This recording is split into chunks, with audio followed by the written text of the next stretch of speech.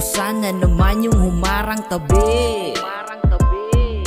Walang pakundangan kasi balit, tila napabayaan na sa pintuan at nakangiti lang habang ako'y nag-aabang na kung sino ang unang kalaban ang matutumba. Ang tanong na tuto ka ba? Iyong bukas mo na paano na ba? May bukas pa ba? Haha, ang mundo mong tagilid, tsak makakakita ka ng butas kapag binutasan kita sa dibdib. Chill ka lang, hindi naman kita dapat seryosohin. Kunwari may thrill, pero sisulat to sa'kin para nilagyan ko ng chili sauce ang ramen. Maanghang ang kadabugan at tigring ng halong dragon. Hindi napapanahon, ano nagbago ngayon? Wala naman nagbago, tang inaano ngayon. Mabilisan, patagalan, tila sa tren na pag-iwanan. Pero negosyo at pamilya, sus, di ko naman napabayaan. Ikaw panay asa ka na lang, may aasahan pa ba yan? Pagkatapos ng pagtawanan tong bata, naubos ang alakakan sa sinulat kong talata. Hindi na to kwentong batulata, pagkat hinagis ko ng buo, granada at dinamita.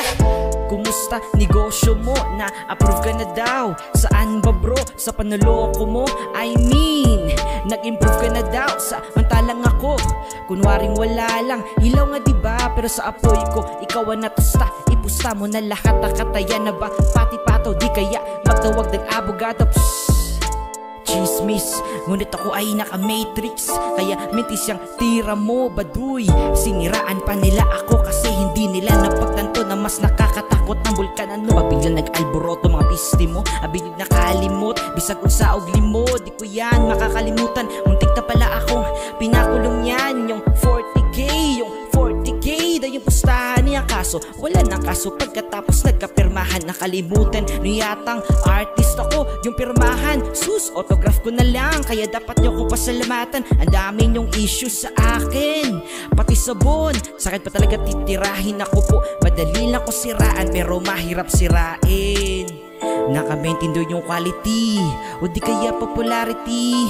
Baka naka-zoom in lang yung density, positive intensity. Sulat ko pa calligraphy, ekis ka na sa'kin parang graffiti. Sudo ko'y parang si Manny na may gravity. Naisali ko na yung lahat, sino pa ba ang may atraso? Ay sus, di bali na lang, kaso naman puro mga walang bilang.